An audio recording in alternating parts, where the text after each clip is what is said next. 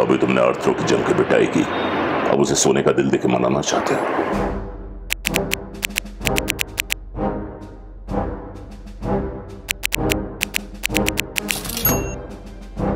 दरअसल मैंने sound and vision के साथ बहुत काम किया हुआ है और वो लोग मुझे जानते हैं अच्छी तरह से। मैंने उनके बहुत सारे प्रोजेक्ट्स में अपनी आवाज़ दी है, तो एज सच मेरा कोई ऑडिशन या वॉइस टेस्ट नहीं हुआ था इसके लिए। मेरे लिए डायरेक्टली कॉल आई थी कि एक नया कैरेक्टर इंट्रोड्यूस हो रहा है और उसके लिए हम आपकी आवाज़ को यूज़ करना चाहते हैं। तो मैं गया और मुझे कैरेक्टर बहुत इंटरेस्टिंग लगा और बस मैं ऑन बोर्ड आ गया। मैंने बोगोटा किया।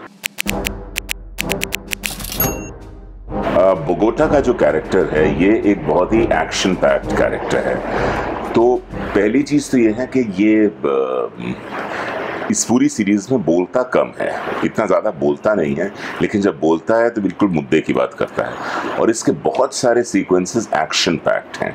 इनफैक्ट जिस ओरिजिनल एक्टर ने इसमें काम किया है वो एक प्रोफेशनल बॉक्सर है, तो उनकी बिल्ड, उनकी साइज, उनका बॉडी लैंग्वेज, ये एक जैसे एक एक्स बॉक्सर या कोई स्पोर्ट्समैन अगर किसी इस तरीके की फील्ड में आ जाए जिसमें रॉबरी इन्वॉल्व्ड है तो वो किस तरीके से एक्शन करेंगे।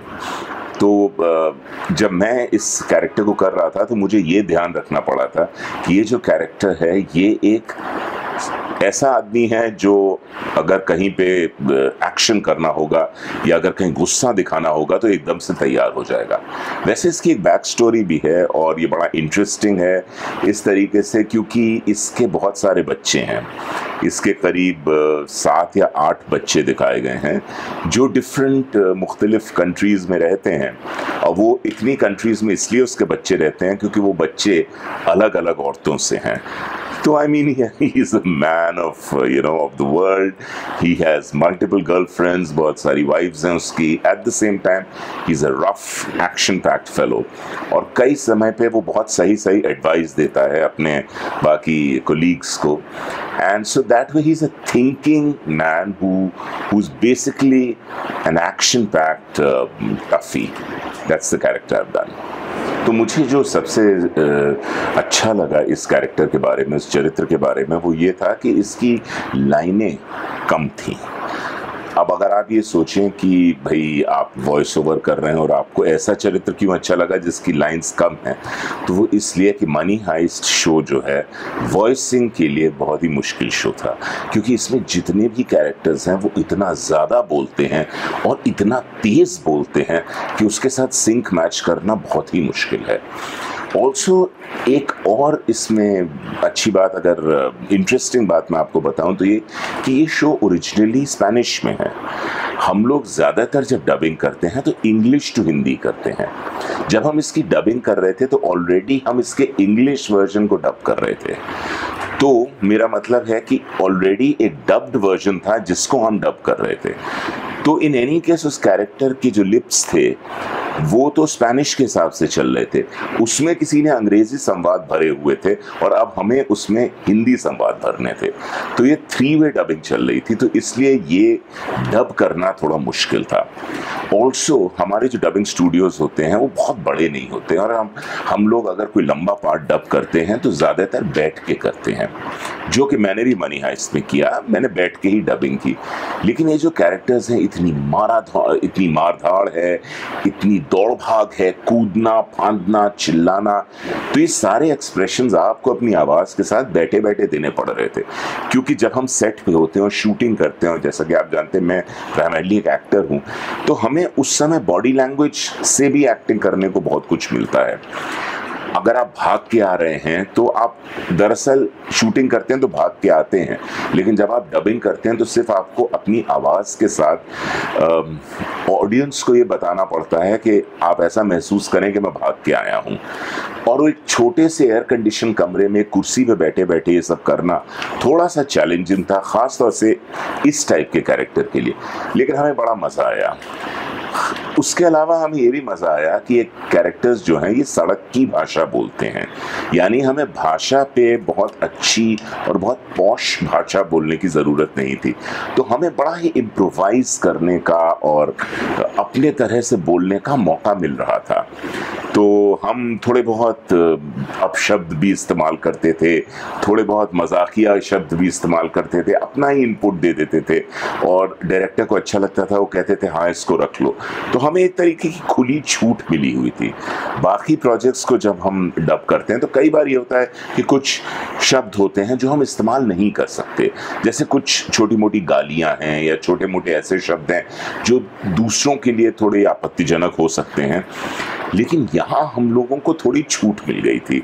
तो हमने ऑन द स्पॉट बड़ा इम्प्रोवाइज किया और इस चीज़ को हमने बड़ा एंजॉय किया कि हम अपना इनपुट पूरी तरह से स्क्रिप्ट पे दे सकते थे। मनी हाइस्ट जो है, और मैं इसलिए नहीं कह रहा हूँ क्योंकि मैं उसका एक हिस्सा हूँ और एक बहुत अहम हिस्सा हूँ, बल्कि मुझे लगता है कि मनी हाइस्ट जितने भी डब्ड शोज हैं उसमें वन ऑफ द बेस्ट है। इतना अच्छे डबिंग मुझे नहीं लगता किसी और शो की हुई है। और ये जैसे मैंने पहले भी कहा, मैं इसलिए नहीं कह रहा हूँ क्योंकि मैं इसका हिस्सा हूँ। दरअसल क्या है, मनी हाइस्ट में खासियत ये है कि ये ओरिजिनल शो, जैसा मैंने पहले भी कहा, स्पेनिश में है। तो इंडिया में जो लोग इसको देख रहे हैं उनके पास ऑलरेडी ये चॉइस है कि वो हिंदी का देखें या अंग्रेजी का देखें। बाकी बहुत सारे शोज ऐसे होते हैं जब आप अंग्रेजी का देखते हैं तो लोग ये, उनके जहन में बात आती है कि हम इसका ओरिजिनल देख रहे हैं क्योंकि ओरिजिनल इसका अंग्रेजी में है, और अगर हम हिंदी देख रहे हैं तो हम उसका डब देख रहे हैं। यहाँ पे ऐसा नहीं है, क्योंकि अगर आप हिंदी देख रहे हैं तो भी आप ओरिजिनल या डब देख रहे हैं, और इंग्लिश देख रहे हैं तो भी ओरिजिनल या डब देख रहे हैं, यानी उसकी अंग्रेजी का भी एक डब्ड वर्जन ही आ रहा है और हिंदी का भी डब्ड वर्जन आ रहा है। तो हमारे पास जो कंपटीशन था वो उसके ओरिजिनल स्पेनिश से नहीं था, हमारे पास कंपटीशन उसके डब्ड इंग्लिश से भी था कि इंग्लिश वाले ने बेटर डबिंग की है कि हम हिंदुस्तानियों ने हिंदी वाले में डबिंग बेटर की है। और अगर आप देखेंगे तो आप भूल जाएंगे कि एक्चुअली डब्ड है और ये एक्टर्स जो हैं एक्चुअली अपने संवाद हिंदी में नहीं बोल रहे हैं। ये इतना नेचुरल लगता है कि आपको लगता है कि हिंदी में ही इन लोगों ने एक्टिंग की है और हिंदी में ही ये बोल रहे हैं। इसलिए क्वालिटी वाइज अगर देखा जाए तो it's right there on the top. बहुत ही बढ़िया क्वालिटी है मनी हाइस्ट की हिंदी की। पर्सनली मुझे लगता है कि इवन एज एन ऑडियंस, और मुझे हिंदी और अंग्रेजी दोनों आती है, मैं हिंदी में ही देखना इसे प्रेफर करूंगा, अंग्रेजी में नहीं। जब मुझे मनी हाइस्ट करने का ऑफर आया था तो मेरे लिए ये बहुत खुशी एज वेल एज प्राइड की बात थी, because it's a very famous series. ये एक ऑलमोस्ट कल्ट सीरीज है और जो इसकी पॉपुलैरिटी है वो एक अलग लेवल की है अगर आप देखें तो। और इंडिया के जितने भी टॉप वॉइसेस हैं उन्हीं ने इसमें अपनी अपनी आवाज़ दी है। To be selected for one of them was an honour, कि मुझे लगा कि बहुत बड़ी बात है मनी हाइस्ट के साथ आपका नाम एसोसिएटेड होना, क्योंकि किसी ने अगर मनी हाइस्ट शो नहीं भी देखा हो फिर भी उसको इस शो के बारे में पूरी नहीं तो थोड़ी बहुत जानकारी तो अवश्य है। सबको पता है कि कौन सा शो है, कहाँ आता है, सबने कुछ ना कुछ सुना ही होगा। It's a bit like Harry Potter, जो है बड़ा पॉपुलर है लेकिन कईयों ने नहीं देखा है, लेकिन आपको पता है कि एक हैरी पॉटर टाइप की एक सीरीज है। तो मनी हाइस्ट के साथ एसोसिएटेड रहना ही एक बहुत बड़ी बात है। अगर आप कितने लोगों को बताते हैं कि मैंने मनी हाइस्ट में हिंदी रिकॉर्डिंग की है, भले ही उसने न भी देखा हो, लेकिन वो जानता है कि बड़ा ही प्रेस्टिजियस काम है जो आपने किया है। तो इस तरीके का शो कभी कभी आता है, और अभी तो जहाँ तक हमको लग रहा है शायद ख़त्म हो गया है, अनटिल अनलेस कोई सरप्राइज पैकेज बाद में ना हो। लेकिन इस तरीके का जब शो आता है तो कोई भी आर्टिस्ट होता है वो तुरंत उसको ग्रैब करने की कोशिश करता है। और मैं बहुत कम काम करता हूँ, मैं बहुत ज़्यादा वॉइस का काम नहीं करता क्योंकि मेरा शूटिंग का ही काम में ज़्यादा वक्त लग जाता है। लेकिन ये शो जब मेरे पास आया, मैंने कहा भाई मुझको ये तो करना ही करना है, it's a cult show, I want to be associated with it. तो मैंने अपना टाइम निकाल के इसकी तो पूरी अच्छी तरह से डबिंग की, and I am very proud कि मैंने मनी हाइस्ट में अपनी आवाज़ दी है। देखिए क्या होता है, एक आर्टिस्ट की लाइफ में बहुत अलग अलग टाइप के कैरेक्टर्स आते हैं करने के लिए, और मैंने ज़्यादातर हमेशा शायद मेरी आवाज़ के कारण बहुत ही स्ट्रॉन्ग पावरफुल कैरेक्टर्स किए हैं। आर्नल्ड श्वार्ज़नेगर की हिंदी, या केविन कॉस्टनर की हिंदी, ब्रूस विलिस की हिंदी, हावियर बारदेम, इस टाइप के बड़े पावरफुल एक्टर्स का मैंने हिंदी वर्जन किया है। तो कभी कभी का बड़ा इंटरेस्टिंग कोई ऐसा कैरेक्टर मिलता है जो कि जिसकी आप कल्पना भी नहीं कर रहे हो, तो वो आपके लिए बड़ा चैलेंजिंग हो जाता है। इसके पहले नेटफ्लिक्स की एक सीरीज आई थी जिसका जो रूपॉल, जो एक बहुत फेमस ड्रैग क्वीन है, उनके ऊपर बेस्ड थी। तो उसमें एक काफ़ी बड़ी साइज की ड्रैग क्वीन का कैरेक्टर था जिसके लिए भी उन्होंने मुझे कॉल किया, और जब मैं उसका टेस्ट देने अंदर जा रहा था तब तक मुझे नहीं बताया गया था कि कैरेक्टर क्या है। तो मैं जब गया और मैंने देखा, मैंने कहा तो ड्रैग क्वीन का कैरेक्टर है, मेरी आवाज़ ये सब जाएगा? उन्होंने कहा आप ट्राई तो करो, मज़ा करते हैं इसमें। खैर मैंने वो किया, मेरा सिलेक्शन हो गया, बड़ा पॉपुलर हुआ वो। उसके बाद मुझे इसका ऑफर आया, मनी हाइस्ट का। तो जब मैं मनी हाइस्ट गया, मैंने जाके पूछा फिर कोई ड्रैग क्वीन टाइप का कैरेक्टर है क्या इसमें? बोले नहीं सर, ये तो बिल्कुल उसका ऑपोजिट है, बिल्कुल मुख्तलिफ, इससे ज़्यादा तो मैनली या माचो कोई कैरेक्टर हो ही नहीं सकता। तो बातें कम करता है, थप्पड़ ज़्यादा मारता है, 8-9 गर्लफ्रेंड्स हैं, कितने सारे बच्चे हैं उसके।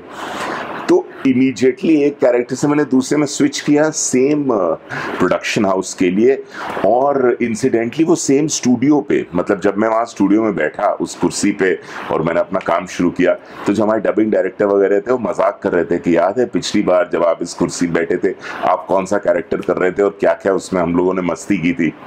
तो उसकी मस्ती एक अलग किस्म की थी, इसकी मस्ती भी बिल्कुल अलग किस्म की थी, क्योंकि जैसे मैंने बताया स्क्रिप्ट में हमें काफ़ी छूट मिली हुई थी। कभी कभी हम स्क्रिप्ट को देखते थे और कहते थे अरे ये संवाद इसमें लिखे हुए हैं, क्या ये हमें बोलने पड़ेंगे, क्या ये सब अलाउड है? बोले हाँ सर, मनी हाइस्ट में सब अलाउड है।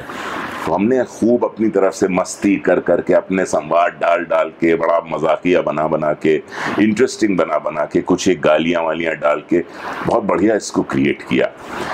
तो एज एन आर्टिस्ट ये बड़ा चैलेंजिंग हो जाता है, बिकॉज आप जाते हैं, आपकी वॉइस की एक इमेज होती है, कभी आपको उस इमेज के अनुरूप ही काम मिलता है, कभी उसके बिल्कुल विपरीत काम मिलता है, और दोनों में आपके लिए काम करना बड़ा ही चैलेंजिंग हो जाता है।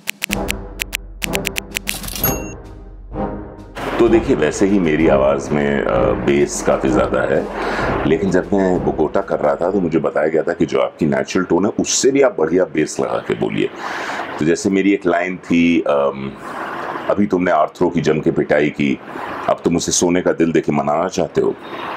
तो मुझे बताया गया कि भाई आप अगर बोगोटा कर रहे हैं तो इसमें और बेस डालिए। तो मुझे ऐसे बोलना पड़ता था, अभी तुमने आर्थरो की जम के पिटाई की, अब उसे सोने का दिल देके मनाना चाहते हो। यू नो, इस स्पीड पे, इस स्पेस पे, और इस बेस से, और इस वॉइस के ग्रेन को यूज़ करके।